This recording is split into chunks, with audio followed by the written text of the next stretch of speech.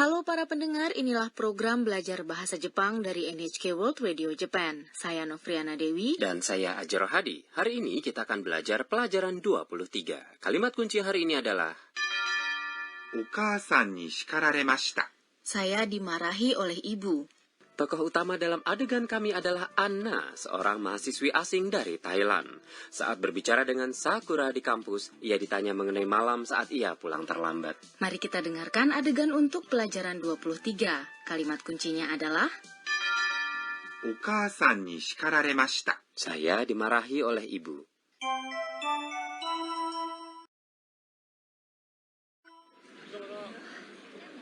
Kono aida wa mongen ni maniatta? いいえ、間に合いませんでした。それで、お母さんに叱られました。掃除当番が3回増えました。それは大変だったね。 Sekarang mari saya jelaskan mengenai adegan tadi. Sakura menanyakan Anna, この間は門限に間に合った？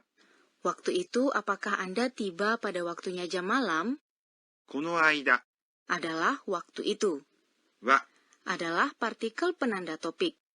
門限 Adalah jam malam. に Adalah partikel yang mengindikasikan waktu. 間に合った。 Adalah dalam waktunya. Ini adalah bentuk ta dari kata kerja. 間に合います。 Maniatta adalah bentuk lampau informal dari maniaimas, ya? Betul. Di sini, Sakura mengajukan pertanyaan. Jadi, ia mengatakan 間に合った？ dengan intonasi menanjak. Jika Anda ingin mengajukan pertanyaan ini dengan cara yang sopan, ucapkan 間に合いましたか？ Anna kemudian menjawab いいえ、 tidak. Ini adalah jawaban negatif. 間に合いませんでした。 Saya tidak sampai pada waktunya. Ini adalah bentuk lampau negatif dari 間に合います。 yang artinya dalam waktunya.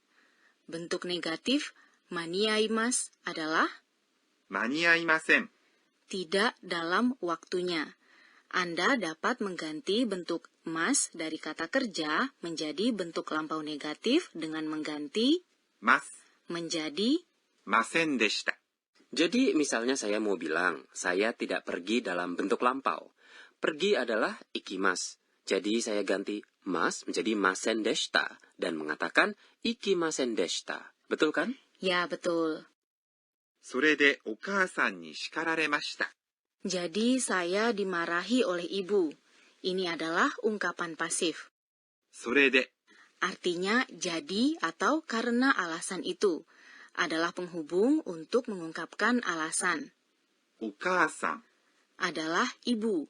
Di sini, ibu merujuk pada ibu asrama Anna. Partikel に saat digunakan dalam kalimat pasif mengindikasikan oleh siapa tindakan tertentu dilakukan kepada penerimanya. Dalam hal ini, ibu asrama memarahi Anna. Jadi Anna dimarahi oleh sang ibu asrama. Maka ia mengatakan, Okasang ni, ya? Ya, 叱られました。 adalah dimarahi. Memarahi adalah 叱ります。 bentuk pasifnya adalah 叱られます。 Dalam bentuk kalimat lampau, akhiran mas menjadi mashita. Jadi bentuk lampau dari shikararemas adalah shikararemashita. ya. Mari berlatih mengucapkan kalimat kunci hari ini. お母さんに叱られました。 Kemudian Anna melanjutkan, 掃除当番が3回増えました。 tugas pembersihan saya bertambah 3 kali. 掃除当番、 Adalah tugas pembersihan. 掃除、 Adalah pembersihan. 当番 Adalah tugas. が Adalah partikel yang mengindikasikan subjek. 3回、 Adalah 3 kali. Ini terdiri dari angka 3 3 dan 回、 pembilang yang mengindikasikan jumlah yang dijalani. 増えました。 Artinya bertambah. Adalah bentuk lampau dari 増えます。 Di sekolah dan asrama di Jepang, para siswa sering dijadwalkan untuk tugas pembersihan, ya? ya. Sakura menjawab, それは大変だったね。Itu berat ya. それ Adalah itu. は Adalah partikel penanda topik. 大変 Adalah kata sifat yang berarti berat. だった Adalah bentuk informal dari でした cara sopan untuk mengakhiri kalimat dalam bentuk lampau. ね Adalah partikel untuk mendapatkan persetujuan dari orang yang diajak berbicara atau menunjukkan simpati kepada orang yang diajak bicara. Dalam cara yang sopan, kita mengucapkan taiheng deshita ne. Kini mari kita dengarkan adegan untuk pelajaran 23 lagi. Kalimat kuncinya adalah お母さんに叱られました saya dimarahi oleh ibu.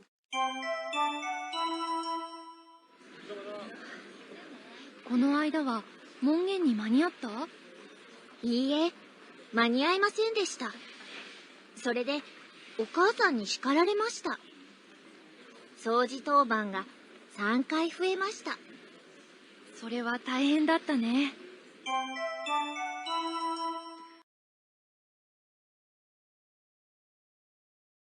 Sekarang waktunya pojok Sensei Oshiete.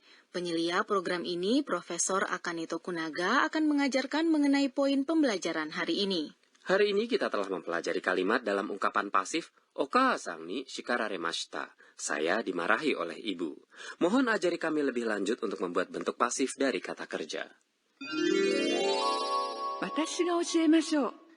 Sensei mengatakan, kita menggunakan ekspresi pasif saat kita berbicara dari sudut pandang orang yang diperlakukan, yaitu perspektif dari penerima suatu tindakan. Untuk melakukan ini, kita menggunakan bentuk pasif dari kata kerja dan mengindikasikan siapa yang melakukan tindakan menggunakan partikel ni. Sekarang mari saya sampaikan cara mengubah kata kerja bentuk mas menjadi bentuk pasif. Yang pertama adalah mengenai kata kerja yang vokal dalam suku kata tepat sebelum ます yang berakhir dengan e. Di sini sebelum ます sisipkan 誰 jadi 食べます yang artinya makan menjadi 食べられます dimakan. Yang kedua adalah mengenai kata kerja yang vokal dalam suku kata tepat sebelum mas adalah i. Untuk kata kerja seperti ini ada dua pola. Satu pola adalah mengganti vokal i menjadi a, kemudian tambahkan re setelahnya dan ucapkan mas. Dalam hal 叱ります yang artinya memarahi, gantilah ri sebelum mas menjadi ra dan tambahkan re. Maka itu menjadi 叱られます dimarahi. します Yang artinya melakukan menjadi されます dilakukan. Pola lainnya adalah sisipkan 誰 sebelum mas, 見ます yang artinya melihat menjadi 見られます dilihat. Dan terakhir ada kata kerja yang berkonjugasi secara tidak teratur, 来ます yang artinya datang atau mengunjungi menjadi 来られます dikunjungi. Jadi mohon hafalkan ya. Itulah tadi pojok Sensei Oshiete.